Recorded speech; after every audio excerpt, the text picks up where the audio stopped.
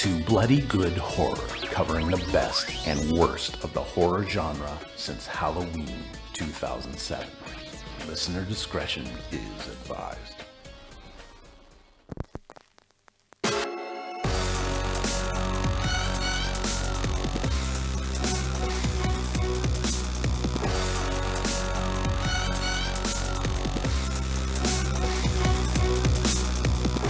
Hello, everybody, and welcome to a very sultry episode of Bloody Good Horror. My name's Eric, and I'll be your host for this evening, where we will be discussing The Nun. Unfortunately for y'all listening tonight, Joe's not here to make a bunch of bad nun jokes.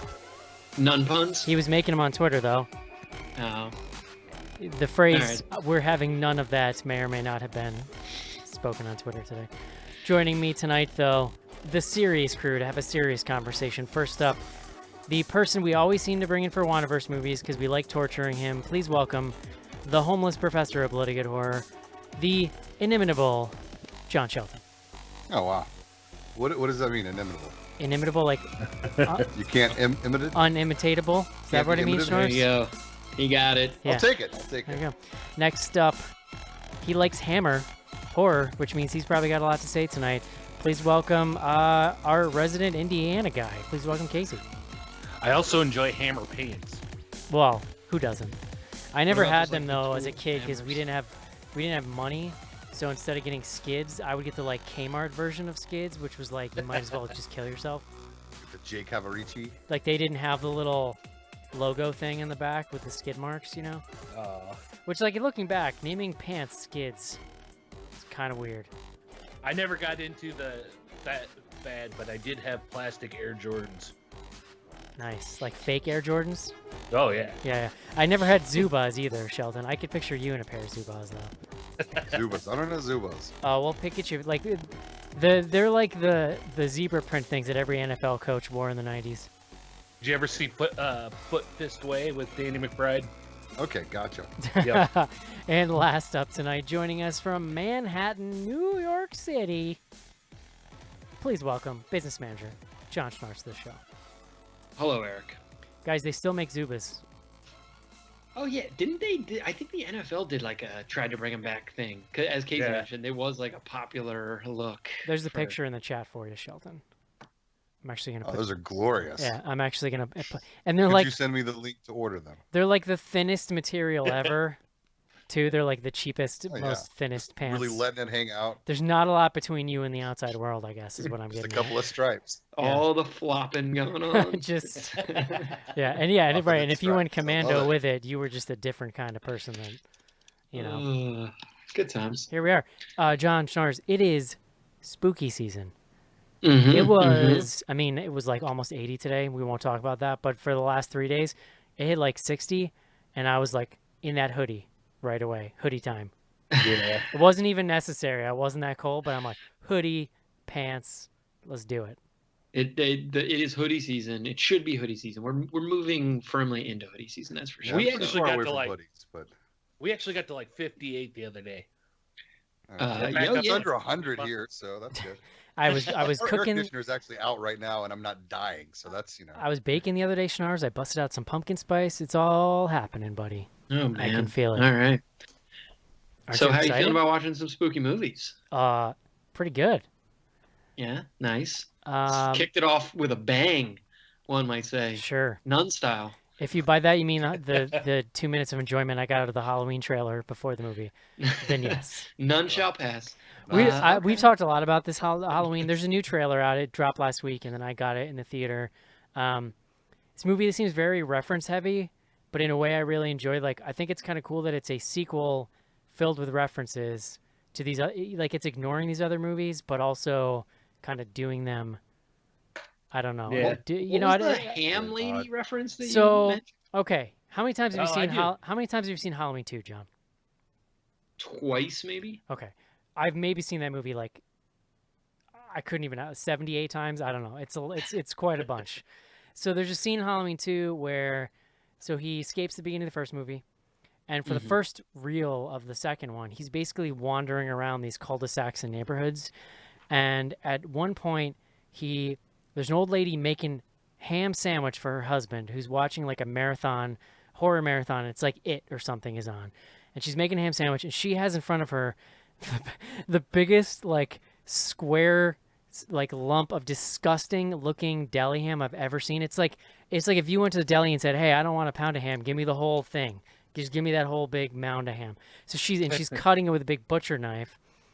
She sets the knife down and turns to go talk to her husband, who can't hear her because he's old and deaf.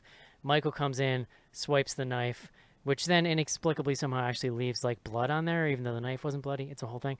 She comes back in and screams, but that's how he gets his knife in the movie, and then he immediately goes and this lady doesn't die. But anyway, in the new Halloween trailer, so a lot of people notice that there's a Halloween 3 reference. They show the 3 trick-or-treater kids with the costumes on from Silver Shamrock or whatever, which is awesome. This is what I'm getting at here, Snars, is these people know. I didn't see that, but that I would have. These people know how to play me like a fiddle, and it's happening something fierce. Well, we've talked about this. It's David Gordon Green, I believe, or is that his name? David something. Yeah, I think so. And Danny then, McBride. and Danny McBride. So like I am not surprised they know how to fiddle on you. Straight up, Schnars. Ham Lady is in this movie. She's cutting ham. It looks disgusting, just like in Halloween 2, except it kind of looks like from the trailer that she dies in this one, which would be a twist. Is it the same actress? No, that lady's 100% dead. Yeah, no, that movie was made in like 1981. I'm gonna feel bad if she's alive. The movie was made in 1981, and she had to have been in her 70s. Yeah, fair. I know they're showing the scene far too many times in the trailers, and it's been in every trailer or teaser that they put out. But that whole scene where Michael reaches over the toilet stall door and drops the teeth in where that girl's hiding, that is fucking amazing. Yeah, I don't.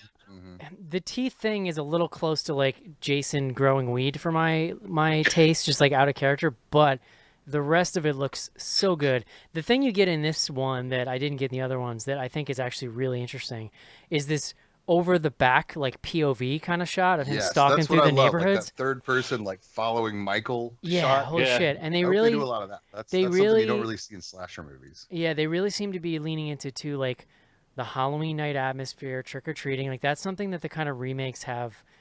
Like Rob Zombie did it in his own sort of like half-assed white trash way, but like they're doing it, you guys. And then the reviews just came out of what's the TIFF, I think. Is that where it was? In Toronto? And they sound good, so I'm very excited, John.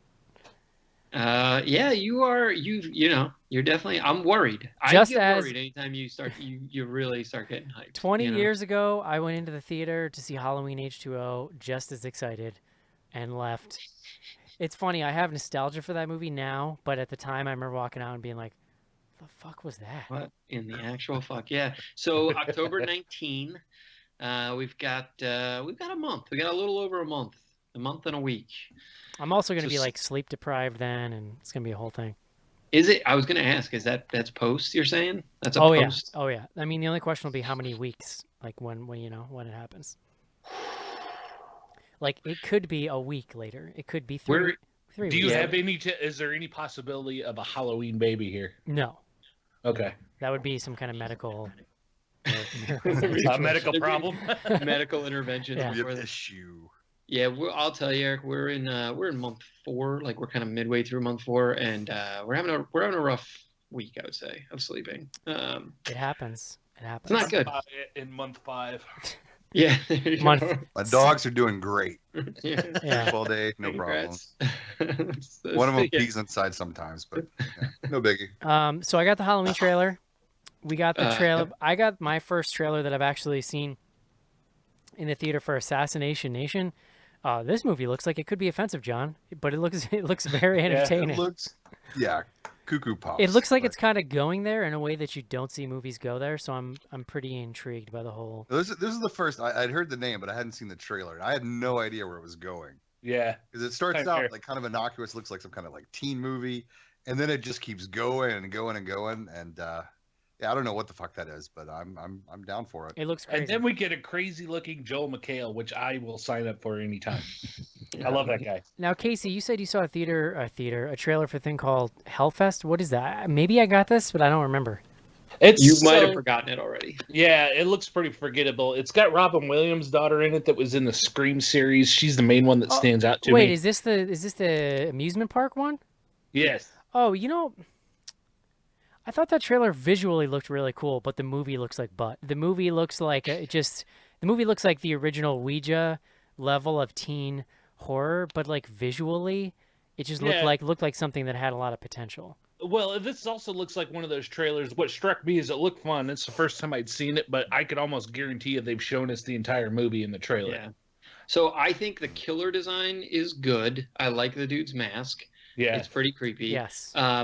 I kind of like that it looks to be pretty by the number slashery, or at least there's definitely some sort of like straight slasher elements, which it's been a hot sec since we've seen a new slasher, anything new IP, I guess. Listen, after The Nun, I literally was like, I just want to see a movie where something happens to a person. You don't like ghost deaths, ghost murders? God. Yeah, we'll get to that. Did you guys get it? I got a new Venom trailer. It was much longer and sort of more narrative than the previous ones I'd seen. Am I alone in like am I the only person who doesn't have a problem with how this movie looks? So my question is, like, are we covering this? Like, they're kind of playing it like it's a It depends on how much. thing. Here's what I'll say. It probably depends on how much you want to fight with Joe that week. But although you think he's real hard against it? I don't know. It just seems like a thing Joe would not want to go see. But he doesn't have to. You guys did Upgrade, and like that's basically the same movie with the same actor. You know it is, and I actually that's like the cut rate version of Venom, essentially. It's funny we didn't bring it up on the show. I had planned to, but yeah, that was my thought during it. Is like this is kind of like Venom. Yeah, well, and Venom has has they like rushed it out like Asylum style to get it out before But Venom. I don't know. It does look silly, but I like Tom Hardy. I think it could be fun. Yeah, and from I don't know much about Venom except for I know he's some kind of alien symbiote, so it does fit the monster classification, right? Plus the creature design or the character design of Venom it's pretty freaky. Like they did not mince with they didn't like soften it up. I literally forgot about symbiote gate until Casey just said it. What was that? That was when they said it. It's symbiote. The word is pronounced symbiote, and they say it the way Casey just said it in the trailer, and people like lost their mind. Which is Jenny Slate says it like twice in the trailer. Symbiote. I thought it looked good. I was pleasantly surprised by the trailer. It looks dumb. Some of the quippy stuff is like maybe a little much, but I guess if you're gonna lean into it, you might as well. IMDb has it tagged as action, horror, sci-fi. Shelton, what do you think? You seem like a person that might have opinions on this. I don't know. It looks kind of shitty, but I like Tom Hardy. Yeah, I feel like that's a big part of it. I'm willing to give it a shot, but it seems like a dumb idea to make a Spider-Man movie without Spider-Man. Well, I haven't seen the new Spider-Man movies, like the ones with the kid. I don't know, maybe he's not actually a kid, but he looks like a younger person. But he in the Avengers movies is pretty funny. Like they play the Peter Parker Spider-Man kid for laughs, and like I do wonder if they are like going in that direction with Venom, so that movie then is a little lighter. I do understand what Sheldon's saying though. I think like a lot of the animosity comes from the idea of if you did Venom, quote unquote, right, whatever that means, in a Spider-Man movie, it could be amazing, and obviously like it wasn't really done that well the last time around. Maybe they're doing this, and then we're gonna roll him into Spider-Man. Like maybe that's they definitely are. I don't know. So they don't have to do the origin, and then they can do it. Yeah, I don't care about the Spider-Man origin. It just feels really desperate that like they really want some Avengers money. That's what it feels like. Yeah. To me, it felt like a good movie out of it. To me, it felt like a kind of interesting way to do it. I guess was the kind of. All right. Yeah, they're going the like horror, like sci-fi kind of route. That's And to do it as its own spin-off, though, I thought that just seemed like I don't know, kind of. I don't know how they're going to explain that, like why it looks just like Spider-Man. Well, so John, are you referencing like when you say they want some Avengers money? Who do you mean? Because it's actually interesting, like. The Spider-Man like stuff, Sony, right? Yeah, exactly. Well, that's what I was gonna say because like it is interesting. There is like an interesting production history where they basically have to keep making Spider-Man movies so that they don't lose access to the Spider-Man character. Yeah, and then they've had all these plans to make like any like minor Spider-Man character. They're just like going through like all the characters they own and say, shit, we can make a Silver Sable movie. Why not? And Yeah. Silver Sable a does real anybody thing? If they give a make fuck about the if Silver they make Sable? a Silver Sable movie, that is, I might draw a line. Is that No, what the they hell are is doing Silver? it with Is that like Marvel now. Silver Surfer's girlfriend or something? No, she's Yeah, like she's- cat related. Yeah. Yeah, she's Catwoman, but silver. That's I weird. guess. I think she has like a mane, if I remember. I don't know. Yeah. No, I mean they are doing these in collaboration with Marvel, the same way they did with the last Spider-Man. So No, these are separate, aren't they? no, but if you have you seen the trailer? Like, it basically does Sony title card, then in association with Marvel as like a separate title card.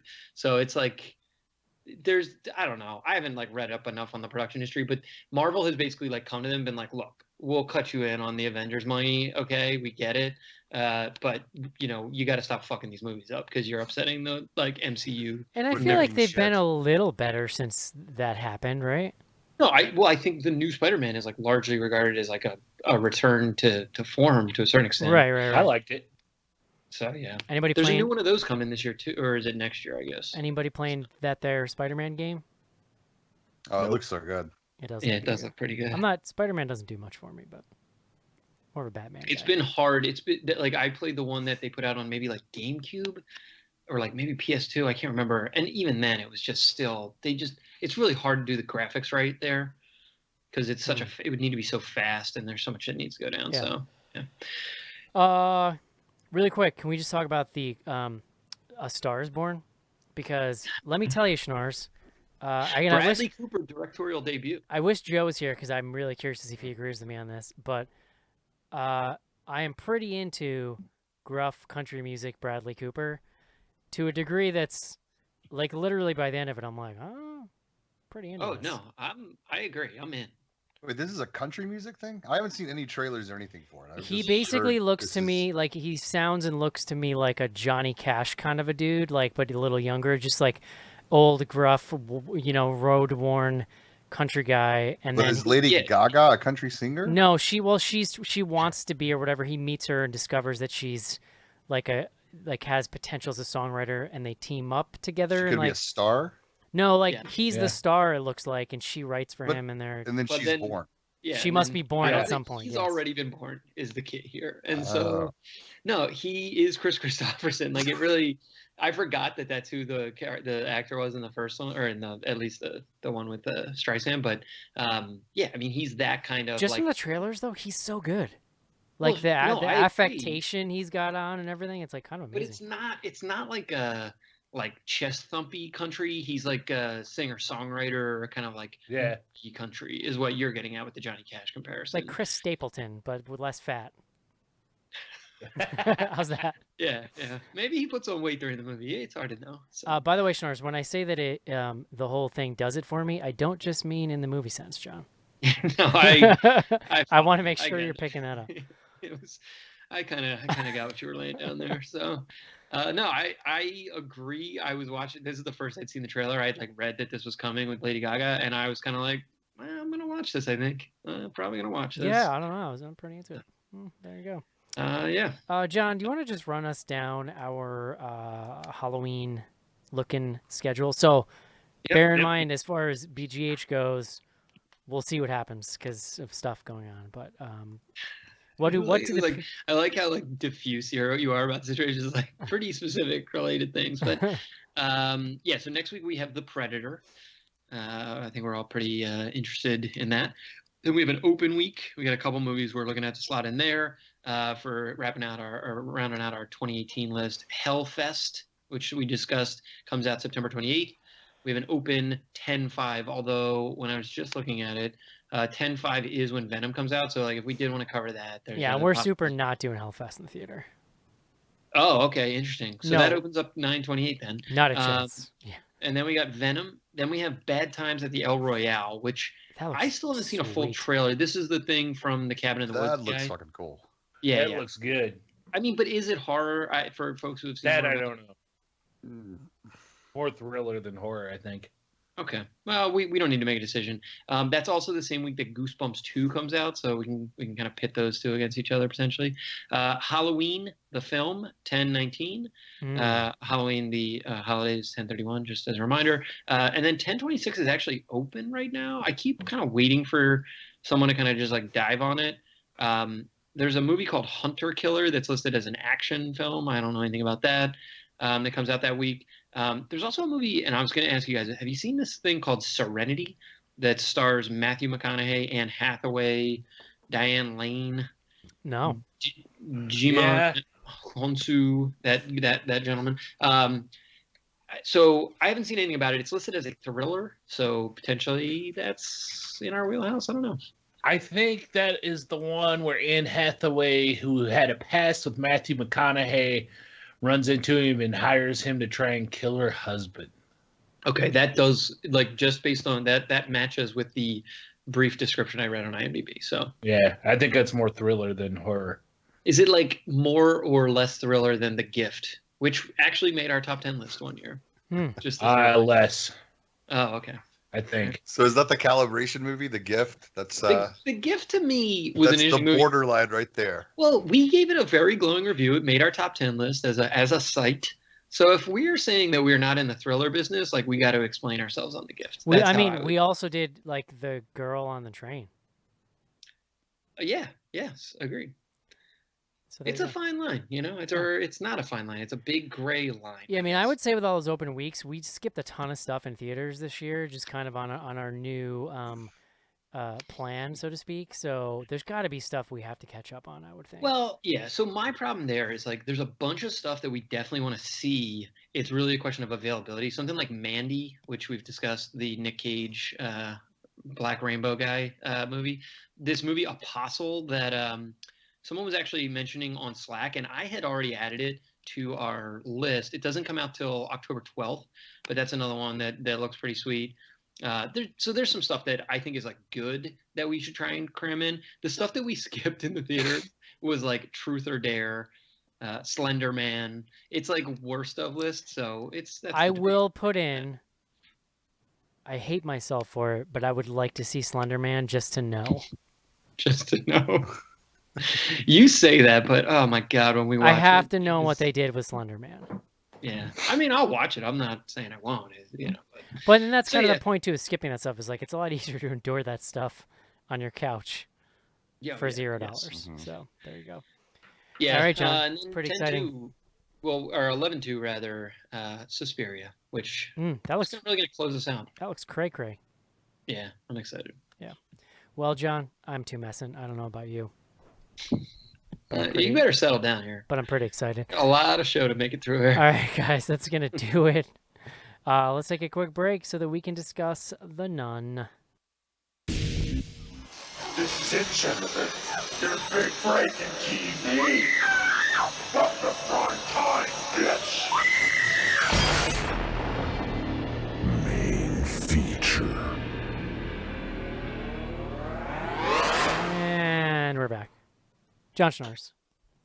Yes, Eric. The New York State primary is happening. and you For those who are missed the pre-show, we did discuss this. This did not come out of left field, but yeah, it's happening tomorrow. and you Pretty are excited. voting in the most Schnars character way possible. All right, hold Oh on. no. I could vote for the Republican, side No. of the ticket. Like, Yeah, would no, that I not under be no, more? actually, I'm just breaking your balls. Really. All right, good. Yeah, no, listen, we got a weird situation going on with Cynthia Nixon, known to podcast listeners the world around as Miranda, I believe, from Sex and the City, and then Andrew Cuomo, who's known for being the son of our former governor, Mario Cuomo. So, I that's good believe you times. mean Mario. Mario. It's Yeah, a me. Wait, where does Perry fit into this? Perry Cuomo. Very Cuomo. They're distant cousins. Don't worry Now, about it. would Sarah Jessica Parker be the lieutenant governor automatically? You know what's interesting? I wonder if she's been out on the stump for anyone. I don't think they all like, those people get along, do they? I feel like they all like had a falling out. Well, I don't know. Cynthia Nixon has been very active politically. Primarily, I think when she's like sort of introduced on sort of radio or podcast or TV, they call her an activist, like that, as opposed to calling her an actress. I don't know. It's somewhat strange. She's been Activist, stirring things not up though, John. political. You know, it's like nobody really took her seriously, but she definitely got under Cuomo's skin. 100%. Well, and look, like when I say she's been an activist, like she knows the issues, she like cares. If anything, like she probably would be better for New York City than Cuomo is, Right. which I is don't like know. my biggest problem with Cuomo, I think. But What's that, John? Go I- ahead. Go ahead and say it. Go ahead. no, I just think that like The the capital city, is not in New York City, John. no, the capital is definitely not in New York City. They treat specifically the MTA, which is controlled by the governor, as like a sort of ATM machine, which is actually a line that I'm stealing from Cynthia Nixon, and it's very disappointing for those of us who rely on the MTA. So, there it is. There's your New York political moment, political corner. Well, we know you're voting for Cuomo because you got to protect the rich. It's fine. I understand. We can't be eating the rich, John. Well, then what would happen? Cynthia Nixon, desperately poor and just dying to represent the poor. Let me tell you, which is actually the way he's been attacking her. Which Listen, lady of the people, right, Schnars? I will not have you besmirch her name on this show here. No, John Schnars. I don't know what any of that is about at all, other than just the Schnars character. So please bring us the word of the day. At some point, I really just lost the actual segue part. It's better. Politics. It's better when Joe's here because then he'll work it back to something about Duke being racist, and then I have my jump off point. Yeah. All right. Today's word, and listen, I'm not gonna lie, I'm not 100% sure I haven't done this in the past, but I'm feeling pretty good. The word is consecrate. That is CONSECRATE. To make or declare something, typically a church, sacred. Dedicate formally to a religious or divine purpose. It can be more specifically to make into the body or blood of Christ instead of bread or wine. Obviously. And how is that related to this here movie? Well, there's a pretty heavy plot. So we'll get into who everyone is in the proceedings.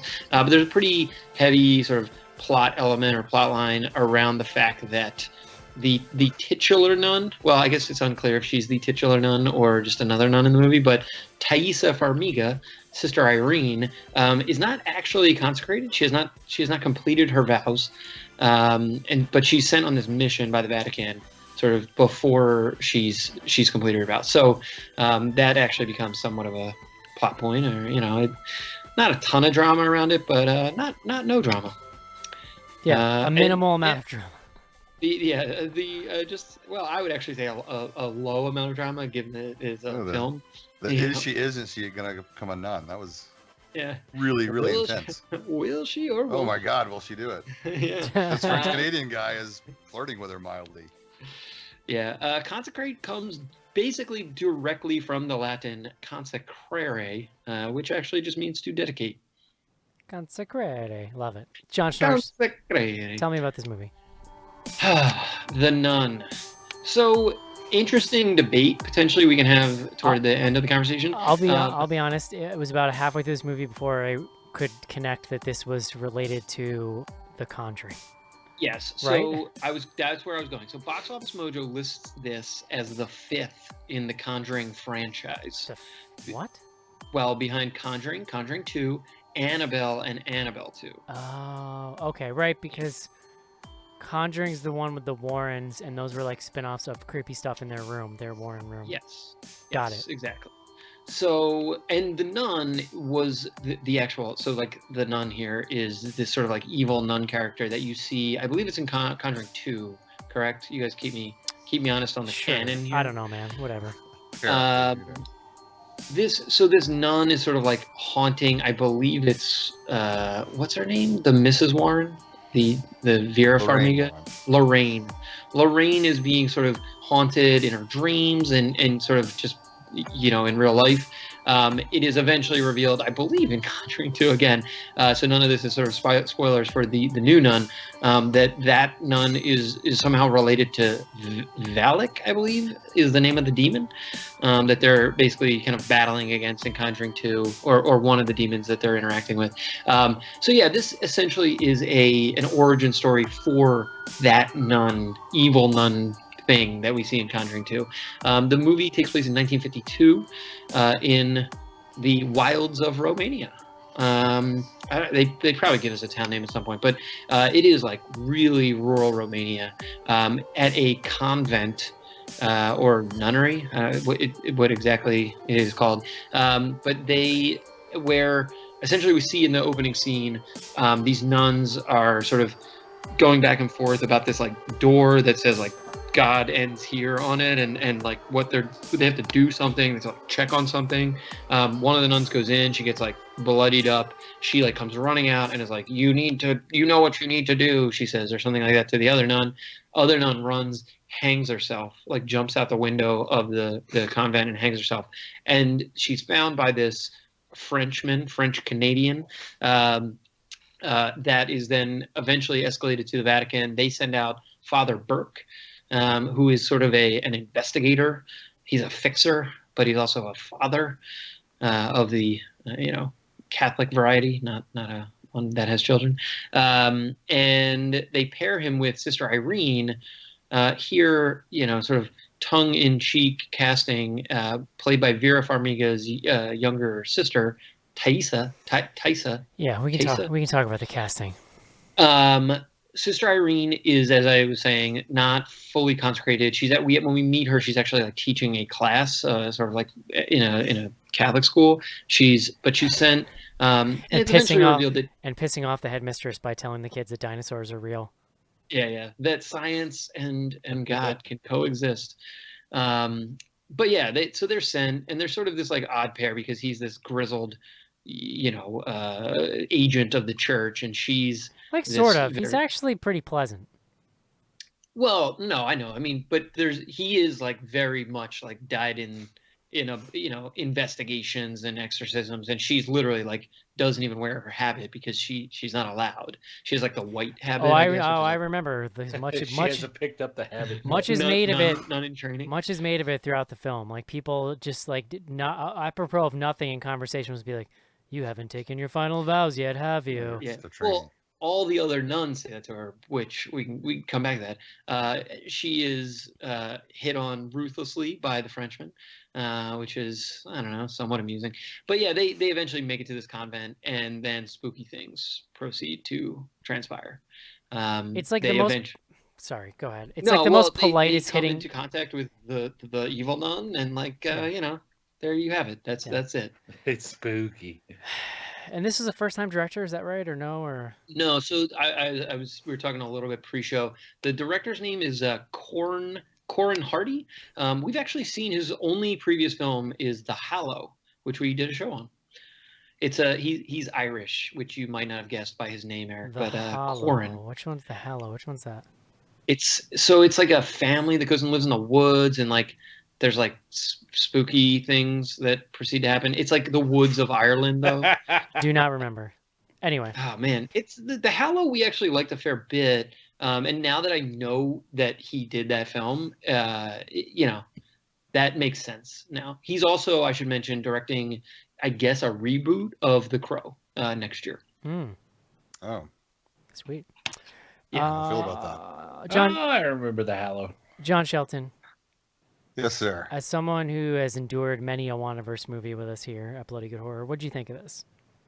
I've been to the one and back, and I would say this. You've been to the further and back. Yeah, I've been. Yeah. So I had pretty low expectations going into this, and I kind of liked it.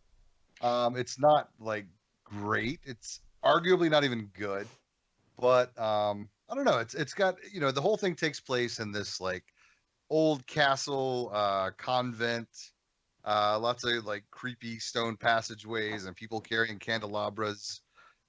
There's no secret passages, which is kind of a bummer. But it was a different kind of setting for these kind of movies. And yeah, I wouldn't really say it ever got scary. It didn't really deliver in that sense, but just the whole atmosphere of the kind of the gothic horror kind of thing. We don't see a lot of that these days. And I think I kind of dug on that. I can definitely get behind the fact that it's not just another family in a house with a spooky kid. Yeah, which was kind of what I hadn't really seen any trailers. I just knew something about a nun, whatever. I thought it was pretty good. I liked the actors in it. I thought they did a pretty good job as well cast.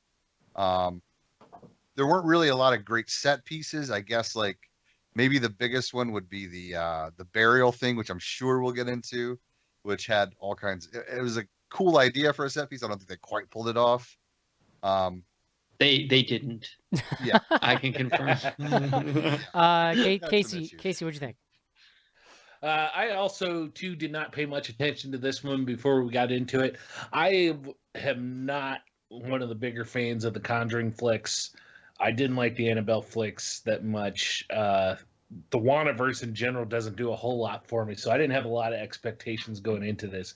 Now, one of the things that Eric pointed out in email, and he's correct on, is this movie starts out feeling like one of those boring Hammer flicks that I like. And he's right, it really does, and that kind of spoke to me. I was kind of with this movie throughout a good chunk of it until it got till about the last 30 minutes or so. And I say that in not that I thought it was gripping and absolutely amazing or anything like that, but I liked the setting. I liked how it worked out. And I just liked how it went together. I liked the acting. I liked Taissa Farmiga.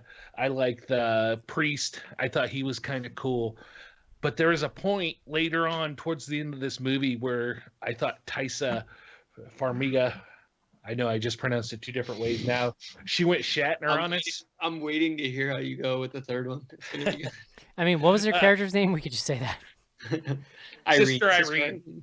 But she goes Shatner on us there towards the end as everything starts to unfold, which I like the spooky nun bit and stuff and kind of the mystery on what was going on with all the nuns and everything. But when she stands up and says, there's a portal to hell and it's still open and we can't leave until we close it. It blows my mind, though. Downhill. It blows my mind that was a step too far for you. It's somewhat of an odd line to draw, but I'll allow it. I mean, it's not that there was not dumb stuff before that, but that was when they kind of blew the atmosphere out the ass of this movie. That's one way to put it. John, what do you think? So I would say I was somewhat interested in seeing this primarily because I think the nun, like that image from the Conjuring film, is super creepy looking. The way that it's deployed in Conjuring 2, I think is really effective. I was expecting this to be really jump scary, and it ends up really only being a little bit jump scary. Like I do think that Corin Hardy, the director, was interested in making something that wasn't just, jump scare 1, jump scare 2, jump scare 3. The setting, I mean, you guys hit on a bunch of it, but the setting is really incredible. It's one of these things where I would watch a series of films that was shot in and around this castle/convent that they're sort of in. I thought the set design was great.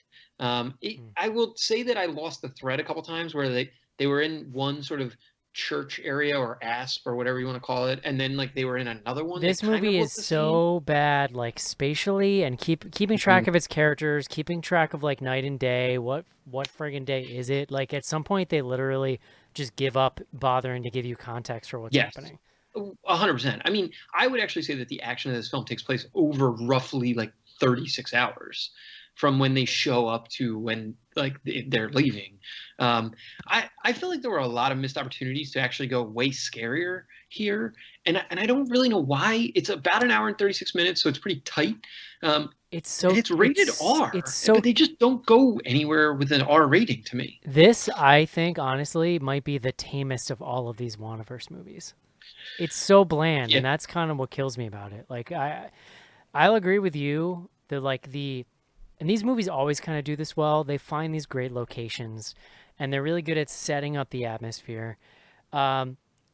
Keeping track of any of the shit at this point, like I said, halfway through the movie, I'm like, oh, this is like The Conjuring or something. I've seen all of these movies. I can't even keep them straight with the non-Wandaverse movies now because every other like supernatural movie feels and looks just like these things now. Like, well, what's funny? That's how bad it's gotten.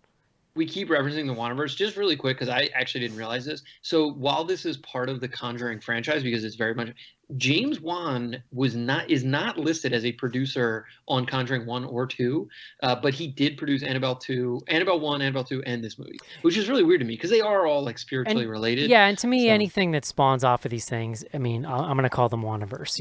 Yeah, he also Yeah. did. He got a writing credit on Conjuring 2. It looks like so. I mean, I But just still, like think Insidious and Conjuring are separate franchises, right? They're not connected anyway, are Well, they haven't connected Yet? yet. they? Oh fuck, that's gonna Yeah. happen. but like so my thing is just that it's so tame, it's so bland. This like, at least in The Conjuring, right? I don't remember really loving The Conjuring or the second one. But those movies hit you with moments.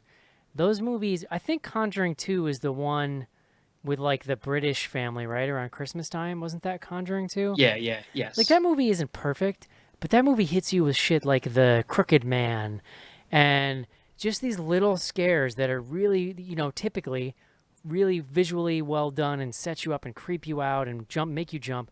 I jumped once during this movie, and it's because my phone happened to buzz at the same exact time that something loud happened, and that was it. And the audience too. Like I actually went in Saturday night showing, which is pretty rare for me, but it's pretty packed. And even though I wasn't that into it, I was expecting the audience to be into it because these movies are huge, right? Like people just love Yeah. them. They were like dead quiet. You could have heard crickets in this theater I was in, except for So like potentially a couple moments during the finale where they sort of came to life a little bit. mine was the exact same situation. Super full theater. I was Saturday night. The difference being, I had a huge crowd of teenagers sitting in front of me, acting literally the worst behaved like crowd. And when I say teenager, I mean like 13. Like they weren't like 18, 17-year-olds. And so they were like getting up and walking around during the movie to like tell Oh. each other secrets and shit like that. I was like, what the fuck is going on? And like, but to your point, Eric, like they were so not engaged because I've seen movies with teenagers. Like it's not like I've never been to a goddamn movie. I was a teenager. If the movie is good and scary, they're like pretty locked in at a Even certain point. right, They even just when they're could not have talking, given a fuck. sometimes something will happen. They'll be like, "Oh shit, that was crazy," Yeah. or like Yeah. But so there are little, really the only thing I think back and I'm like that was kind of cool. I think that the set design and the location scouting incredible. This whole graveyard with all of these crosses and stuff just looks great at night. I think that they had the kernel of something cool with the idea these people actually interact with what's essentially the nun or an apparition of the nun with this woman down in this creepy crypt downstairs. Like that whole set is amazing with the 4 crypts around the chair, and then she's talking to them. And first of all, like she's so clearly some type of evil entity, but they're talking to her like she's a person, which is hilarious, and kind of gets to part of my Well, they're from the Catholic Church. like a It's deeper hard to tell. problem I have with characters in this movie just being really stupid and needing more evidence of something that's like plainly in front of their faces. Like, but those scenes are really cool, but they kind of don't go anywhere. And then after 20, 30 minutes, like that whole thread disappears and you never have that interaction again. And it's kind of a bummer. But to me, like anything beyond that, anything involving the plot just like dies on the limb, sort of. Like John's talking about, I didn't even think about this. There's no characters in this movie. Like our 2 main characters have no arcs. Like there's no internal conflict they're trying to overcome, and they're set up to have that stuff. Like the investigator guy is clearly set up to be like this gruff guy who's seen some shit and he's cynical about the Catholic Church and who knows, like maybe he's not a believer or maybe he's an alcoholic or whatever. None of that. He's a perfectly pleasant guy who, other than like having run-ins with the nun, has no internal problems. And then same thing with Sister Irene. At the end, like the end of the movie, suddenly she's like, "I will become a nun," and then I go like, "Wait a second, was that like in question? Like, was she questioning her vows? Because there's nothing, like none of it's in the. Well- it almost feels like it was there, and it got cut for time or something. You know what I mean? It feels like there's whole potential threads of character stuff that's just been excised in service of making it shorter, but it's Even more so. there's just such a non-happening in this movie. Nothing happens. Even more so on that same thread of thought, though, because like I could buy into the father guy. The story about there was a story about the kid that he tried to exorcise when he was younger, didn't go well, and he's got guilt over that. I can buy that part of the characterization, but then they have the whole thing where the Vatican brings him in and says you need to go here to Romania or wherever they was and check out the suicide, and then you're going to take this novitiate who hasn't been sworn in. Like they were leading up to, there's some reason they're sending her there with him, but that they don't do anything with it at all. You never find Well, out. the And reason again, they like send he's her, he's the reason they like- send her is because she has like the visions or whatever. Yeah, she has the But, shining. but it's never really tied up in a bow in a way that's like Yeah. solid. You know what I mean? Well, she uses that skill, like the shining skill, literally one time that I can remember. Yeah, it's Mary points the way. That's the only Oh, reason they God. sent her with. And my thing That with him was is the like, dumbest thing. my thing with him is he's just fine. Like he's fine. Creepy stuff has happened to him. He gets buried alive. But like, you see him drinking wine once, but he doesn't get hungover. He's never like throwing up because he's so drunk or, you know what I mean? Like it's so weird. Wait, that was character. that supposed to be a thing? Like No, I but that agree, there was character just is no- so set up to be a conflicted, like flawed anti-hero, and he's just Yeah. fine. He's just a dude. Yeah, because if you look at like But then there's no narrative tension because then there's nothing riding on anything.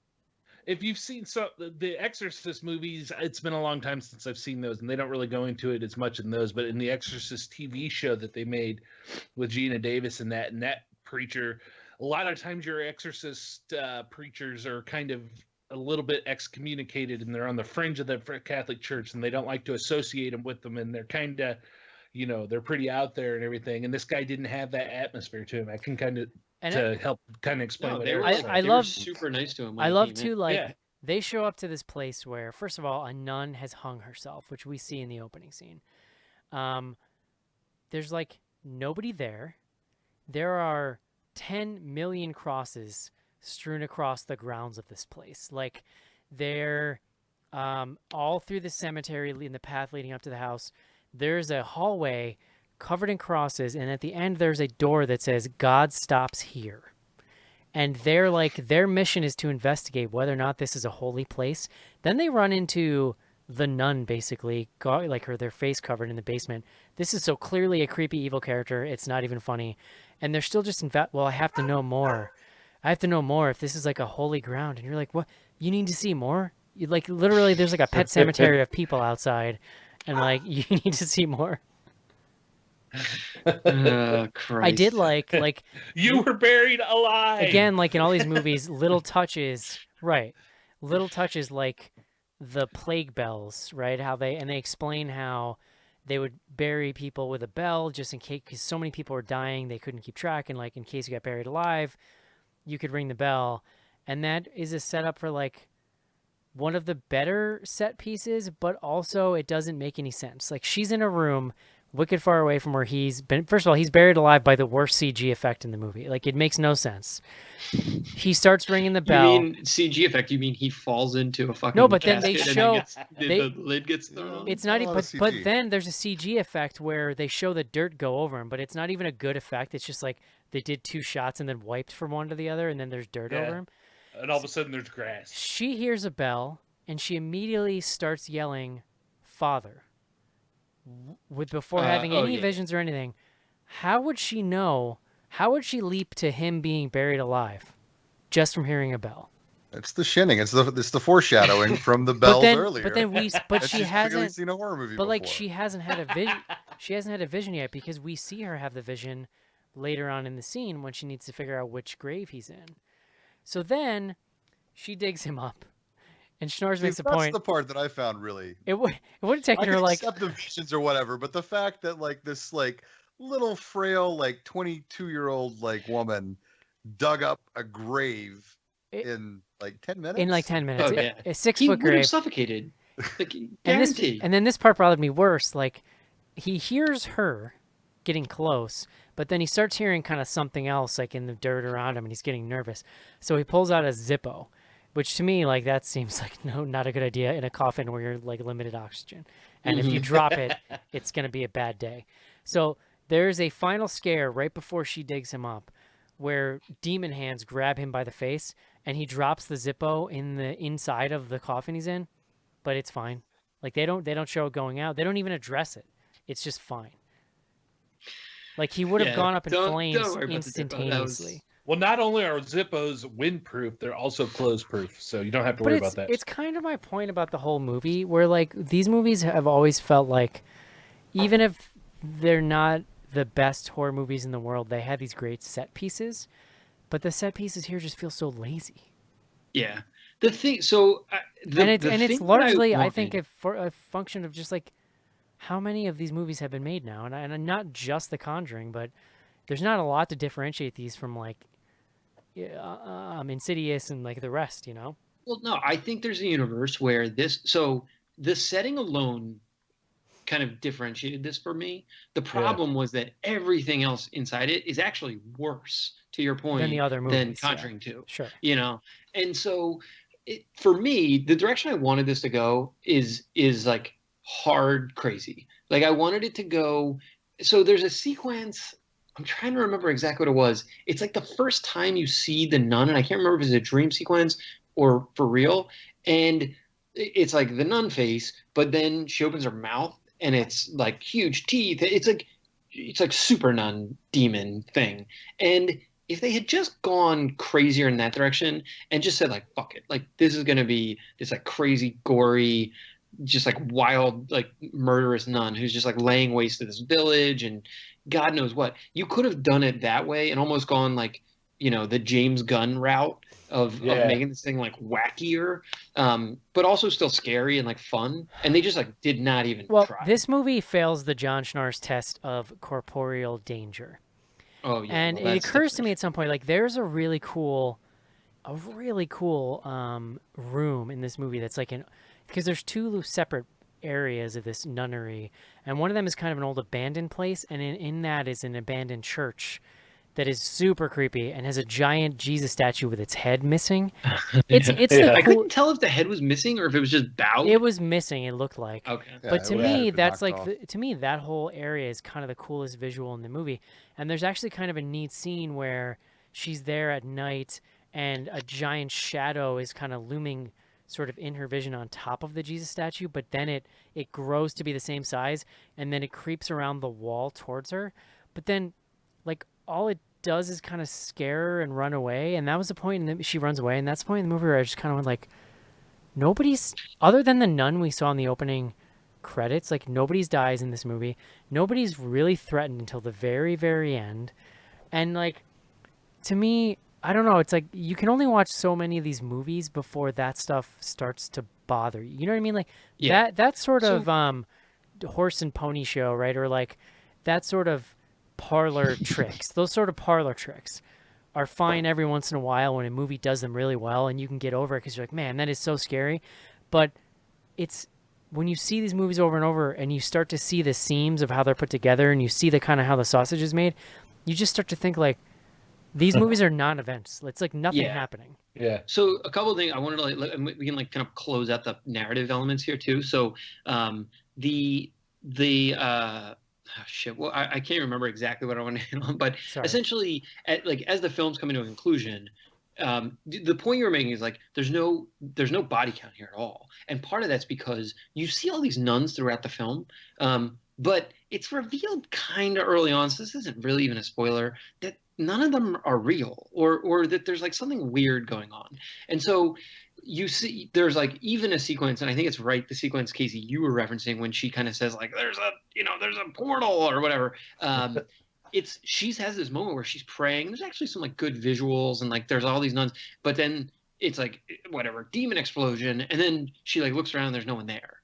And it's like, all right, so like literally and this is, I mean, we talk about it in the context of slasher movies, but I think it's also relevant here. Like when this movie starts and there's only two characters and then three if you count the French guy, you can kind of look at it and be like, okay, so three people could die or two people or like and like and for, spoiler alert, like everyone lives, or more or less.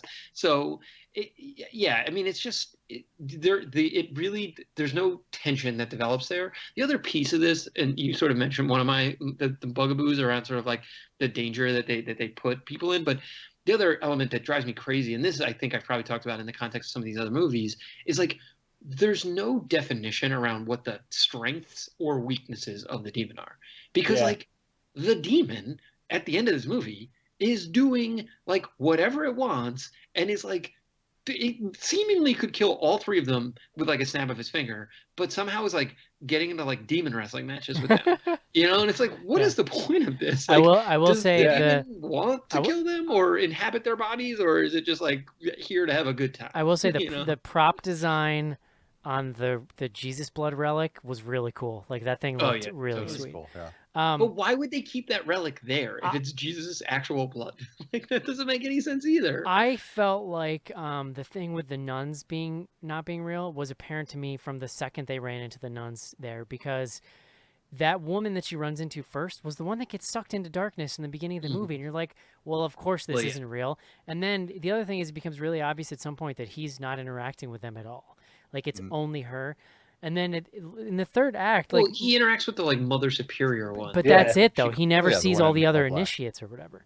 Yeah. And the other thing is, in the third act, this movie, before it gets to the finale, it totally abandons any kind of narrative. Like literally, there's about 20 minutes where it's just the two of them separately running from place to place, getting scared, running away, and getting scared again. Yeah. And you don't, but it actually seems like it takes place over days because it's changing from day to night. And I'm just like, what? Where's the story not in this only movie? that, they also re-interject Frenchie to drop one-liners. Yeah. Yeah, Which yeah. I was actually pleased about because I think that actor is quite charming. So He is. Yeah, he was okay. Yeah, he was fine himself, but at the same time, going from what Eric's talking about, how he's right, they did drop any sense of narrative. They're running around about the moment that she went Shatner on us, and then they drop Frenchie in there to drop one-liners, and it makes even less sense as far as what had a narrative going up to it. Well, I think as far as time goes, I think the movie is over 2 nights because Yeah. they're and At least Like- two, right? yeah, it's definitely 2 because there's 2 points in the movie where they start to go, oh, there's something weird going here. Maybe we shouldn't be here. And they say, oh, no, the gates are closed. You can't leave. And that happens Yeah. twice. Just, Yeah. there's two separate points where they're like, maybe we shouldn't be here. So yeah, I think there is, there is some kind of sense of time going on there. I did like the bit that Frenchie was in the bar before he decides to go back and see if they're okay, and he took one of the crosses with him, and it's just sitting next to him as he drinks. That was pretty funny. Yeah, I don't know, man. I myself bought into the whole ghost nuns thing once they got in there. I was more confused on why they weren't coming out and everything like that. So they didn't jump out to me right away, I guess, is what I'm trying to say, is that they were not real. They were ghosts. I had a suspicion they probably were, but it didn't stand out to me as much as like you talked about how it jumped out to you. So for me, that part leading up with those nuns and the whole scene leading up to where they're all praying and everything like that, I thought worked pretty well for me. Although the whole trick, once she, the father shows up and she turns around and everybody's gone, that's like the oldest shtick in the book for these kind of movies. Well, it was surprising when the nuns first showed up because they had kind of established when they first got there that there's nobody else there. Like, Yeah. it looked pretty abandoned. And so when the first nun came up to her, I was like, oh, there's still nuns here? Like, that was kind of surprising. So, Yeah. I find the more we see kind of these, telegraphed it. the more we see these, I just really I just think a lot about the legacy of these movies and what it is, right? Because like it's literally impossible for me to view any of these in a vacuum now, because I just come in knowing all the tricks and all the different, ways they're gonna try to scare me, and I wonder, will this look bad? Like I already look at this like the 90s post-Scream slasher boom, where there was just a glut of same stuff, This is and like and Valentine's Day. people really turned on it after a while. You see nostalgia for a lot of that stuff now, which even I will admit to, but like I think this was is somebody more going confidently back? made than those. That would be. I would put that. That Yeah, for me, I guess, but is it any more entertaining? But no, I don't know. I'll jump in and defend it a little bit. I Go think ahead. what I liked about this. So I liked the atmosphere a lot. I liked that it was 90 minutes. It was just like it I like You know, that it it was could've- over soon. there's a lot of character development they could have done, and they left a lot of stuff on the table, but I'm fine with that because it probably wouldn't have been very interesting. So it just got in, did what it did. It didn't do it particularly well, but it did it fairly well. It had good set design. And it kind of reminded me of a kind of horror that you don't really see anymore, like almost more like '60s kind of stuff. We mentioned the horror, the Hammer stuff. All it reminded the beginning of the movie really reminded me of Dracula. Just the whole thing. Yeah. They're coming in, they get on a horse-drawn carriage, they're going to this creepy castle, and they go in, and then there's this weird figure like there that they meet. And I dig that kind of stuff. And maybe I was just in a good mood when I saw it, and I was just like, or maybe I just had no expectation. I was expecting the worst, and I was just like, this isn't so bad. Because all the criticisms you guys have got are absolutely right. Like, I cannot. Listen, I sometimes I listen. don't understand how this Thank movie's you. rated R. I Sometimes agree. How the fuck is this I rated R? understand. I understand. Yeah. Like sometimes a movie just catches you on the right day, and you're like, yeah, that was fine. Yeah, it's just Yeah. cool. You know, I'm Yeah, not. I'm not there with you, but I understand what you're saying. Is what I'm saying. Yeah.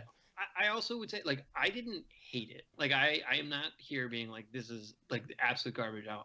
Like, there's things I've seen that I hate. I didn't hate it. It's weird. I didn't hate this movie, but it made me mad about ghost movies all over again. Like, it made me just like the second there was one scene where he hears a noise and he gets up to investigate. I'm just like, oh god, I can't watch another scene. I just can't watch another fucking scene in my life where someone who is sleeping gets up to investigate a noise. Yeah. But the jump scares aren't even. They're not even. That's what I thought we were. They're not even good. You know what I mean? Like, I almost would have gone more for a jump scare fest because it would have been something. Yeah, I could see some of that. A little flat. I will say my crowd too. Like because I can't really gauge these things just like you guys. Like, I've seen so much of this. I know everything. I can kind of guess like where everything's going to go. And so usually I have to gauge by the crowd. And I know like the last Insidious movie, as much as it sucked, got a big reaction out of all the teenagers and in the crowd. This movie, like, not really much of anything. Well, it's funny. I had to see it, so I would normally go to like a matinee, but I forgot I had to see it until Saturday afternoon, and then so I'm like, all right, you know what? I was able to swing doing the 7:45, but then I was kind of like, this is actually perfect because maybe a crowd will help me get into it. Like I was looking forward to crowd energy pulling me along, and they just gave me nothing. Well, so you want kicker, then. They were not there for me, Schnars. This was the highest grossing opening of any Conjuring franchise film. That was like a huge hit, right? Yeah, 53 mil. Are never gonna stop torturing me with these damn movies, Schnars. Nope. Crooked Man coming 2019. See, that one I'm actually like intrigued by. Well, the Crooked Man, like, wasn't that? I know we talked about it during the Conjuring 2 show. Like, that's like a real thing because the house in Conjuring 2 is like the real house. John, all of these movies are real. They're all based on fact. They're really real. They say at the beginning. Nuns are real. The Warrens are real. The Warrens are real, trustworthy people that tell the truth. All right, so we do get. I think we can close it out on this. I mentioned it over email, but I feel like we got to get it in on the podcast. I was very creeped out, I guess I would say, by the portrayal of the Catholic Church in this, which, so the Warrens and like all of these films are set in the milieu of the Catholic Church. Obviously, this is called The Nun, so there was going to be some Catholicism, but there is a sequence where the like Vatican people call in Father Burke, and they're like, welcome to the like Vatican lair, like secret Vatican room. Like, we need to talk to you about a secret thing.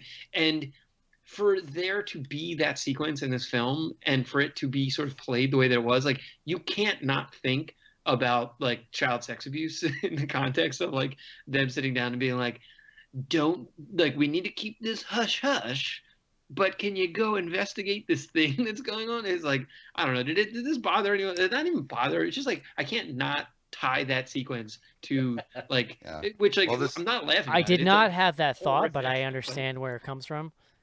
Yeah. Well, this priest is out investigating demons. There's so many kids being molested that he should be investigating. I mean, you guys have probably seen it also made me think a lot about the South Park episode about the Catholic Church and like sex abuse. I don't know. If you haven't seen it, like, I recommend Is that the one with the aliens? I thought they were like demons eventually, but maybe they were aliens. But yeah, I the whole church is basically set up just to like abuse children. So, spoiler alert on South Park from 10 years ago. Way to bring Catholicism. Way to bring the show down, Schnars. Would you guys recommend The Nun, Shelton?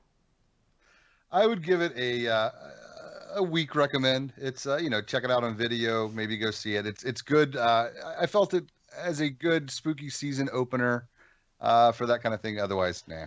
Casey, I would say wait for video. John. Yeah, I'll give it a weaker recommendation than either of those. So like, meh, I guess. I am giving it a big fat thumbs down. Boo this Shots movie. fired. Roasted. I will say there is something to the idea that if you just love a good like atmospheric slow burn Hammer kind of situation, but don't care if it actually pays off, then you might get enjoyment If out of it. you are really into Hammer but have no interest in bosoms, this is Well, might be a no, movie there's for no you. bosoms. Yeah.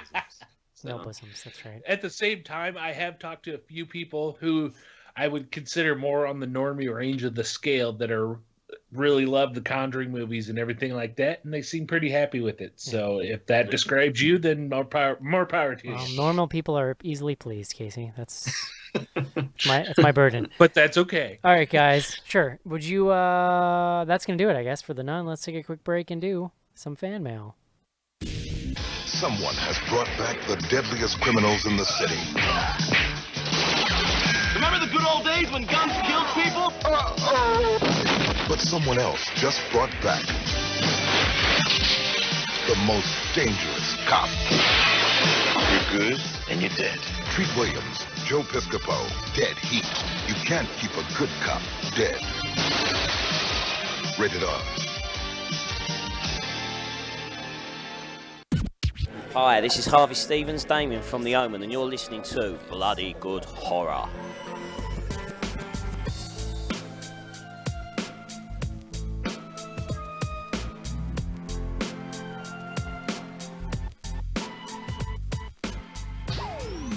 Send your emails to info@bloodygoodhorror.com or hit us up on Twitter at BGHorror with the hashtag AskBGH. And don't forget to pick up back episodes of the show at podcast.bloodygoodhorror.com.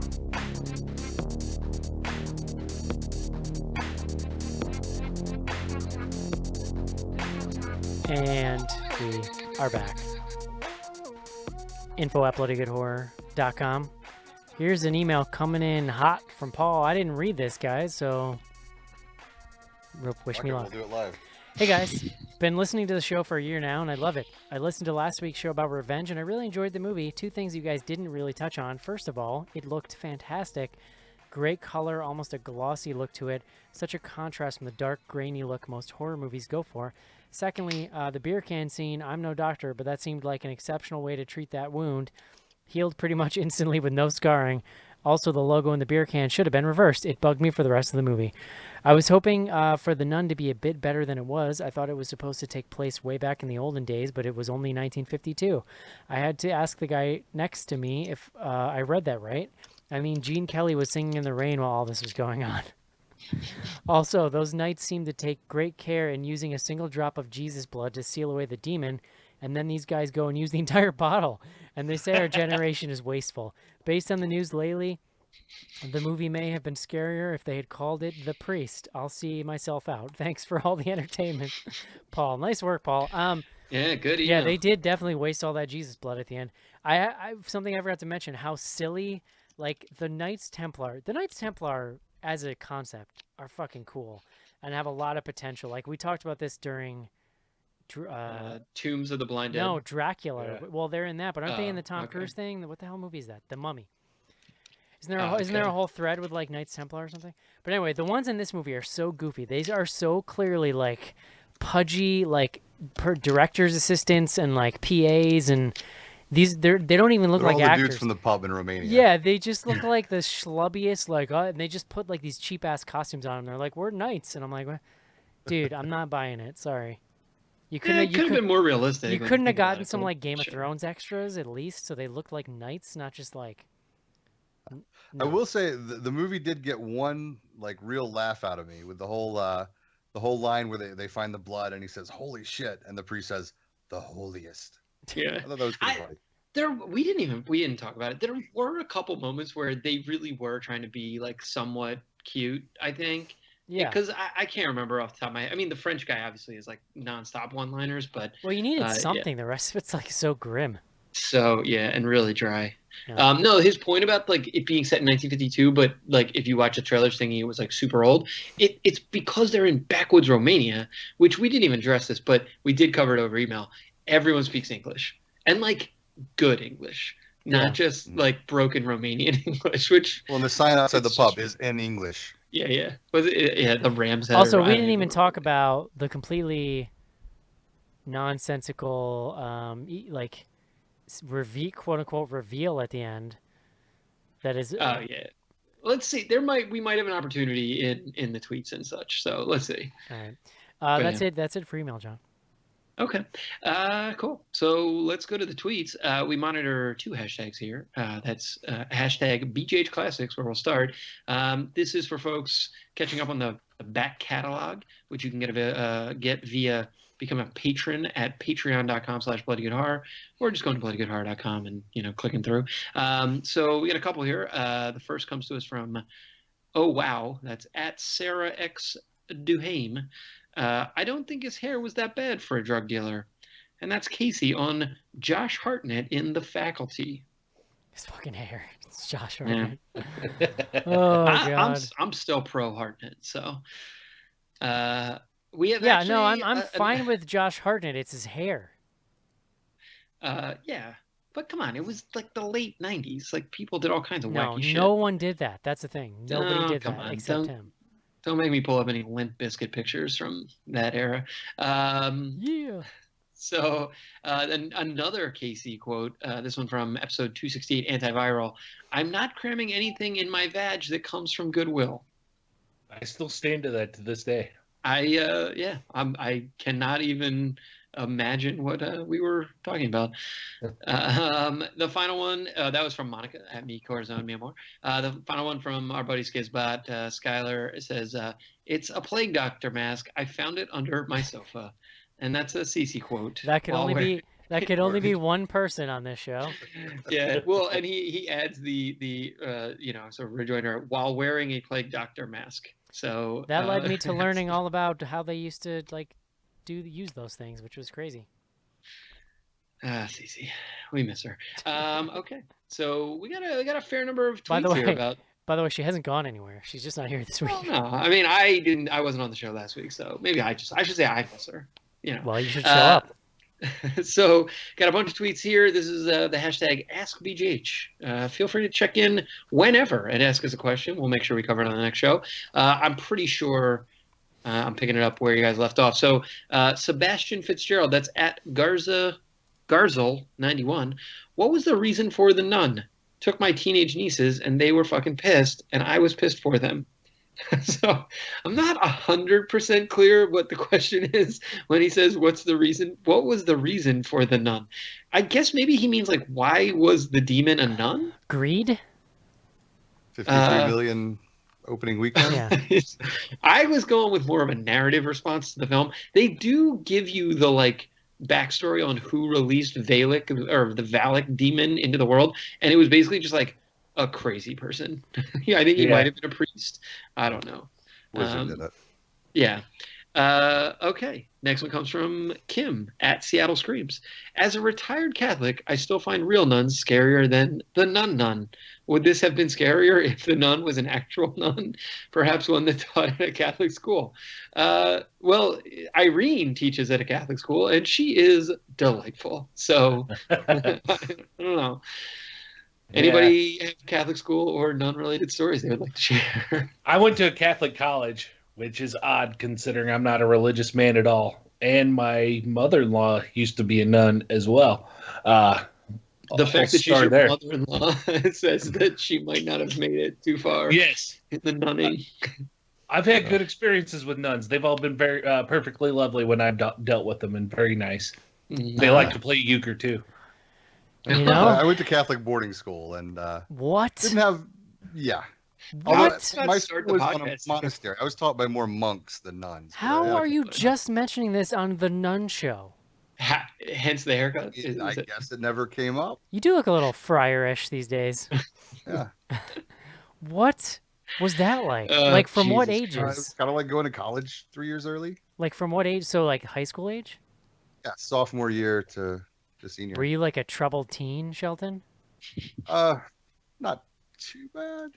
No, I basically I come from like the deep country. We have really shitty schools. And it was Oh. like scary music you were listening to that your parents were like, all right, you're going to boarding school now. Where I get to hang out with all the people who listen to I scary music. have just so many questions about this experience. I'm not sure we have time for them all, but Listen, for a future Professor Shelton, It was the appearance. whole thing. I had like an 80-year-old nun who taught me like trig, like junior year. She had a heart attack like 2 weeks into the year. We went through all these different in front teachers. of you? No, not in front of us. But All right. yeah. But she kept coming back, and she would teach for like another 2 weeks, and then have like another heart attack, and then the most scarring thing she did, like scarring, is when she came back, she wanted to show everybody her like oh, yeah, and Damn, having an dude. 80-something-year-old nun nuns are pull hard. down her habit is Nuns are hardcore, man.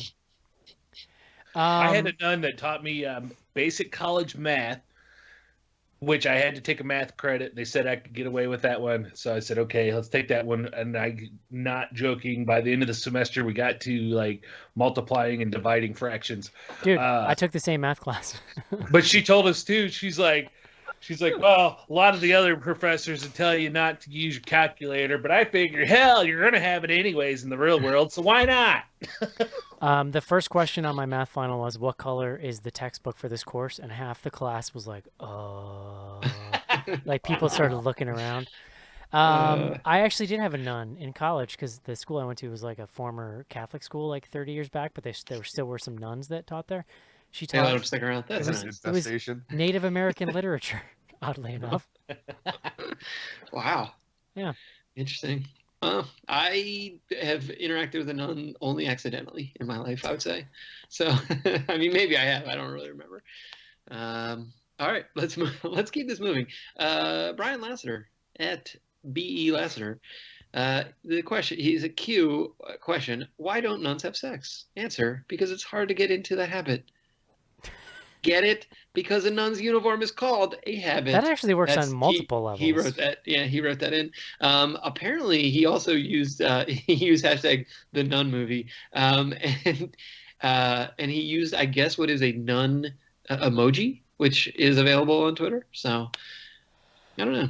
Sweet. Yeah, cool. Adam Steinbacher at Mean Shadows. Have you all caught up on Exorcist 3 yet? It's on Shudder and has some of the most butt-clenchy scenes in the series. Brad Dourif and George C. Scott both help make up for how bad Exorcist 2, The Heretic, was. Maybe we're the BGH episode when the busy season dies down. No, but it's actually like the third week in a row that movie's come up. I've never seen it, but I've heard. It's great. Exorcist 3 is like legit great. Yeah, It's I've heard, completely I'm super into watching. bonkers for an Exorcist movie. I've heard good Yeah, It feedback. has like I've one of the ever seen greatest it. jump scares ever. Yeah, it's Oh, an wow. underrated like movie. Exorcist 2 really, kind of killed it. Okay, well, we should put that in the hopper. Okay, Marcus Brown at Marcus UC26. I just finished watching seasons 1 and 2 of At Slasher series on Netflix, and it's a well-done series. The show captures the spirit of classic slasher films of the 80s and 90s. Have any of you guys seen it? No, Never heard of it. That makes 3 of us. I've not. You know So, what? We could put Exorcist 3 in the hopper for like this winter, like when we just have weeks on weeks. Yeah. Well, I think that's what he said, when the busy season dies down, which, Yeah. I guess what I'm saying is, can one of you guys put it in the hopper? Yeah, all right. I'll add it to I'll add it to the list. Okay. We got to get back to doing thank some like patrons voting on some old movie stuff. So, Skylar asks, have you ever brought a blanket to the movie theater? Whenever I see someone walk in with one, I think it's kind of odd, but I bet it's comfy. Cue crude joke, probably from Joe, about sexy things happening under the blanket. Okay, so Joe's not here, so next to me in the theater was a family of 4, 2 kids, 2 parents. They had a blanket like reaching across 2 or 3 of them. How old were the kids? The girl couldn't have been older than 8, maybe, Oh, boy. and was had a book with her. Like the parents just really wanted to see the movie and took them with it. Like she didn't. It's really weird. And the other kid was kind of young too. I just was like a little weirded out by the whole thing. So I will say I've never brought a blanket. I actually very rarely go to the movies without long pants on, because I have definitely been in theaters where they keep it so goddamn cold, which I understand that air conditioning is like part of the allure of movies, especially in the summer. But like there are times when I am uncomfortably cold in theaters. I've also given up wearing flip-flops to movies because my feet get too cold sometimes. So I don't know. But the blanket, yeah, it seems like a not crazy idea. I mean, Colleen, my wife will take a blanket with us if we go to the theater with the recliner seats. I just I bring would definitely fall asleep. I just bring a hoodie, like, but even in the middle of summer when it's hot out, I know it's gonna be cold, so I'll bring a hoodie anyway. No, I've done that for sure. I think I'm just gonna rock a Snuggie next time. You should but only if you walk into the theater already with it on. Yeah, absolutely. That'd be the best. What else would you do? I'm gonna ask this next question. I'm not 100% sure it's appropriate, but maybe I'm just thinking inappropriately. He said, this is Bohemian Groverino at Real Joe Scar. He says, so the Nun, shag carpet or hardwood floors? Should we move on? I don't know. All right. Jeremy Burgess at JD Burge. What are some of your favorite super low budget horror movies since you've been doing the show? Like $25K or less? Oh boy. I don't know that we've done that many for that. I mean, that we've done on the show, but sorry, go ahead. Yeah. Well, I wasn't going to say on this show, but one of the cinema fromages we did, Hell House LLC, which was a pretty low budget flick, and I enjoyed that quite a bit. I mean, the original Paranormal Activity was got to be under $25K, right? Wasn't that the whole thing with it? And that movie was pretty dope. I actually recently watched this Canadian movie called Things that I think was shot for about $800 Canadian, and it was it's something to see. It's up there with your Troll 2s and your your worst movies of all time, in a great way. There's a lot of like mullets and Canadian tuxedos and so forth. I don't really know what I would list like that was that low budget. I don't know. Yeah. It's somewhat of an arbitrary number, I feel like, but so there's some movies for you. Finally, John, that's at J McGonigal. Really kind of pandering with this one, John, but we'll read it. At Ken at Joe BGH and at Eric BGH, please reference and impersonate Fred Durstmore, asking for a friend. Yeah. Yeah, the musical references drop off significantly without Joe around, which for some of our listeners might be positive. Because we're actually trying to have a conversation. Hey, here we are. So. But that's all we got. Love it. There you have it. Who's excited for The Predator? Is that this weekend? Oh, that's right. I think I'm actually going to see it with Mark. Oh boy, he's gonna be around, so we might go see it together. Shane Black. I would say I'm unhealthily excited because of the Shane Black angle primarily. You know what I was gonna mention off top, but I forgot. I started listening to Mick Garris's podcast called Postmortem. It is very good. Like he has filmmakers on. Like I just listened to one with Fred Decker, who wrote Predators apparently, or The Predator. Like Fred Decker of Monster Squad fame. Oh yeah, he did. Apparently wrote this movie, and so it's just like a great 45-minute conversation about his past and getting in filmmaking and like his creative process. But like, it's really good, so I'd recommend it. I just moved that into my rotation, his show. So there you go. It reminded me of it because Decker got his start with Shane Black, and they talked about him a bunch in the show. So there you go, Shane Black. Cool. Predators. Not Olivia. The Predator. Not Olivia Munn's current favorite person. No. Okay. Wow. But I don't know about that. Should I not like him anymore? What's the? Do you know what? It's not Shane Black in particular. It's somebody cast. Do you know what I'm talking about? Got some reading to do by. You should Google Schnars. All right. Do some Google foo. All right, guys. All right. So the Predator next week. That's gonna do it for the Nun. Hope you enjoyed the show. We'll talk to you then. See you later. Bye-bye.